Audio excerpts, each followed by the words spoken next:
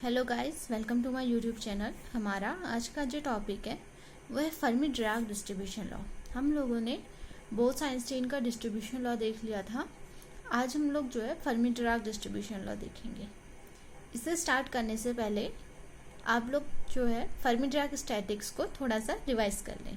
देखिए, Fermi Dirac statistic में हमने क्या पढ़ा था कि हमारा जो इसमें जो पार्टिकल्स होते हैं वो इनडिस्टिंग्विशेबल होते हैं, और साथ ही साथ यहाँ पे क्या होती है, रिस्ट्रिक्शन अप्लाई होती है कि एक सेल में सिर्फ क्या होगा, एक ही पार्टिकल रहेगा। इस तरीके से था हमारा। तो उसी के बेसिस पे हमने क्या करना है, डिस्ट्रीब्यूशन लॉ को जो है प्रूव करना है। तो देखिए हमने क्या करा, हम लोग मान लेते हैं, एक बॉक्स मान लेते हैं जिसे हम मान लेते हैं कि वो क्या है, जीआई सेक्शंस या सेल्स में जो है डिवाइडेड है। इन जीआई सेक्शन में हमने n इनडिस्टिंग्विशेबल पार्टिकल्स लेने हैं जो कि इस सेक्शन में हमें क्या करने हैं, डिवाइड करने हैं। तो फर्मी डिराक स्टैटिक्स में क्या होता है कि एक सेल में एक ही पार्टिकल रहेगा हमारा, इस तरीके से हो जाएगा आपका। तो आपका जैसे मान लीजिए पहले वाले सेल में आपने कोई भी एक पार्टिकल रख दिया, अब कितने सेल बचे आपके, GI-1 बचे। इसमें फिर कोई सा भी आ सकता है, फिर इसी तरीके से GI-2 इस तरीके से आ सकता है। और फिर आपने जो है परमुटेशन एंड कॉम्बिनेशन पढ़ा होगा। तो कॉम्बिनेशन में हमने क्या पढ़ा था कि अगर हमें क्या करना है, कोई n नंबर ऑफ पार्टिकल्स हैं, उसे आपने GI बॉक्सेस में डिवाइड करना है, तो वहाँ पे कॉम्बिनेशन वाला हम फॉर्मूला लगा देते थे। तो यहाँ पर हमें भी वही करना है। तो देखिए हमारा क्या आ जाएगा, GI factorial over NI factorial GI minus NI factorial, ये इस तरीके से बन जाएगा आपका। ठीक है, ये आपने क्या कर दिया, यहाँ पे इक्वेशन नंबर 1 दे दिया इसे। अब ये तो सिर्फ एक ही क्वांटम स्टेट के लिए है, इसी तरीके से अलग अलग और भी कई क्वांटम स्टेट्स होंगी। तो जैसे हमने वहाँ पर बोथ-आइंस्टीन में करा था, उसी तरीके से हमें यहाँ पर भी देखना है। तो ये क्या आ जाएगा, जैसे G1 factorial over N1 factorial G1 minus G1 N1 इस तरीके से, फिर डॉट, फिर साथ में यहाँ पे G2 factorial over N2 factorial G2 minus N2 factorial, इस तरीके से आगे को बढ़ते जाएगा। उन सबको हमने क्या कर दिया, यहाँ पे एक मल्टीप्लिसिटी की फॉर्म में ले लिया, और या फिर उसका पूरा टोटल निकाल के रख दिया। तो टोटल को हमने किससे दिखाया, यहाँ पे इस तरीके से, मल्टीप्लिसिटी से। तो G is equal to GI factorial over NI factorial GI minus NI factorial, ये इस तरीके से बन गया। ये हो गया हमारा क्या, इक्वेशन नंबर 2। अब हमें ये भी पता है पोस्टुलेट्स ऑफ प्रायर्स प्रोबेबिलिटी से कि हमारी जो प्रोबेबिलिटी होती है किसी स्पेसिफिक स्टेट की, वो क्या होती है कि हम कितने वेज में उसे ढाल सकते हैं, उसके डायरेक्टली प्रोपोर्शनल होती है कि हम कितने वेज में किसी पार्टिकल्स को जो है रख सकते हैं, इस तरीके से होती है।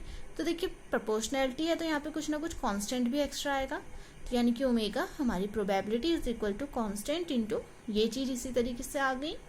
तो हमारा क्या आया, omega is equal to constant into multiplicity GI over NI factorial GI minus NI factorial, ये यहाँ पे GI फैक्टोरियल भी है। इसे हमने इक्वेशन नंबर 3 दे दिया। अब हम क्या करते हैं, यहाँ पे दोनों तरफ इसका लॉग ले लेते हैं। देखिए ये आया log omega is equal to, ये बना आपका लॉग कांस्टेंट, क्योंकि कांस्टेंट का लॉग, और कांस्टेंट का लॉग क्या होगा, कुछ ना कुछ कांस्टेंट ही आएगा। नेक्स्ट इसमें मैंने इसे कांस्टेंट लिख दिया। फिर देखिए यहाँ पे क्या आएगा, ये तो समीशन में हो गया, क्योंकि लॉग के टर्म्स में क्या हो जाती है, चीज़ें प्लस या माइनस में चेंज हो जाती है, मल्टीप्लाई और डिवाइड वाली। तो देखिए ये क्या आ गया आपका, log GI factorial minus log NI factorial minus log GI minus NI factorial. Stirling's formula आपने पढ़ा होगा, तो हम इसे किस तरीके से खोल सकते हैं, जैसे लॉग GI फैक्टोरियल को, वो क्या आएगा, GI log GI minus GI। Same इसी तरीके से आप NI फैक्टोरियल को भी खोलेंगे, और यहाँ पे GI माइनस NI फैक्टोरियल को भी आप खोल के इस तरीके से लिख देंगे।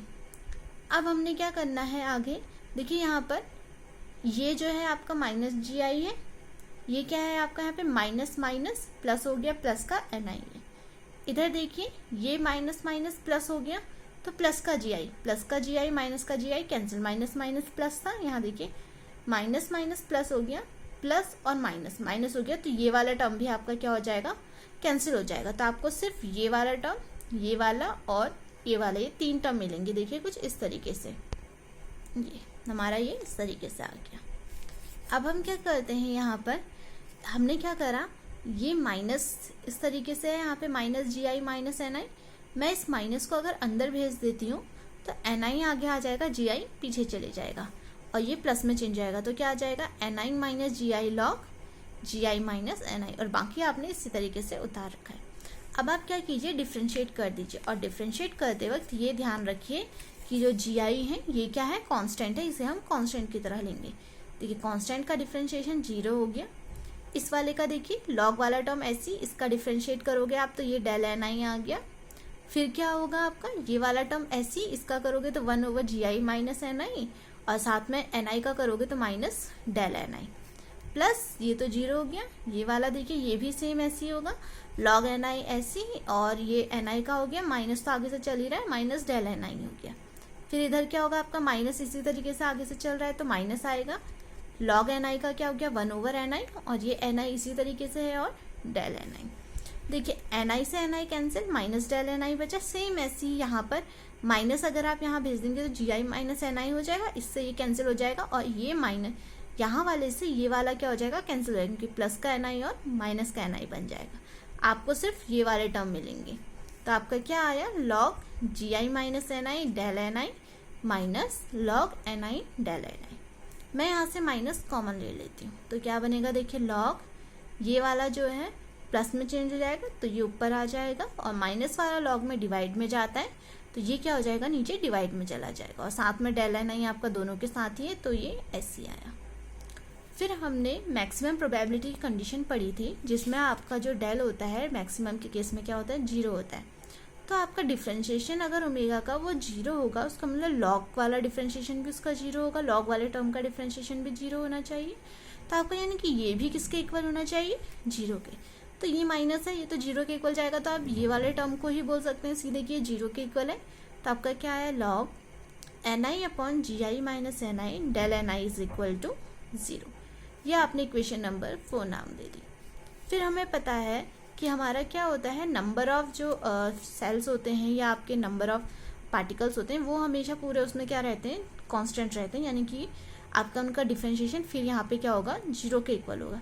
सेम ऐसी उनकी एनर्जी भी हमेशा क्या रहती है, कांस्टेंट रहती है। और एनर्जी को कैसे दिखाते हैं हम, एप्सिलॉन ni से। यहाँ पे अगर आप इसका एनर्जी का भी डिफ्रेंशिएट करेंगे वो भी 0 के इक्वल आएगा, तो डेल ni यानी कि आपका डिफ्रेंशिएशन ऑफ एनर्जी वो भी क्या होगा, 0 के इक्वल होगा। फिर अगेन जैसे हमने वहाँ पे बोस-आइंस्टीन के केस में करा था, लैग्रेंज अनडिटरमाइंड प्रिंसिपल का यूज करके इन्हें सॉल्व करेंगे, तो यहाँ पर भी हम ऐसे ही करेंगे। देखें 5th वाली इक्वेशन को आप अल्फा से मल्टीप्लाई कर दीजिए, 6th वाली इक्वेशन को बीटा से मल्टीप्लाई कर दीजिए, और फिर इन तीनों इक्वेशनों को ऐड कर दीजिए। इसे आपने इसी तरीके से लिखा, लॉग ni ओवर जी आई माइनस ni प्लस इधर देखिए डेल ni अभी है, यहाँ पे भी है, तो हम इसे ले लेंगे, यहाँ पे अल्फा से मल्टीप्लाई करने को बोला था। डेल ni आप पीछे कॉमन ले रहे हैं तो अल्फा अल्फा बचेगा। यहाँ पे देखिए डेल ni पीछे जाएगा तो क्या बचेगा, बीटा से मल्टीप्लाई कर रहे थे तो बीटा एप्सिलॉन i, तो यहाँ पे क्या बचा आपका, बीटा एप्सिलॉन i, और बाकी ये क्या है, del ni is equal to 0। अब हमारे ये जितने डेल ni's हैं ये क्या है, सब आपस में क्या है, इंडिपेंडेंट है। तो ये वाला टर्म खुद में क्या होगा, 0 के इक्वल होगा। देखिए इस तरीके से ये हमारे ये वाला टर्म क्या हो गया, खुद में 0 के इक्वल हो गया। तो फिर क्या होगा आपका, देखिए यहाँ पे लॉग ni ओवर जी आई माइनस ni किसके बराबर आएगा, आप इसे इधर भेजेंगे तो minus alpha plus beta epsilon i।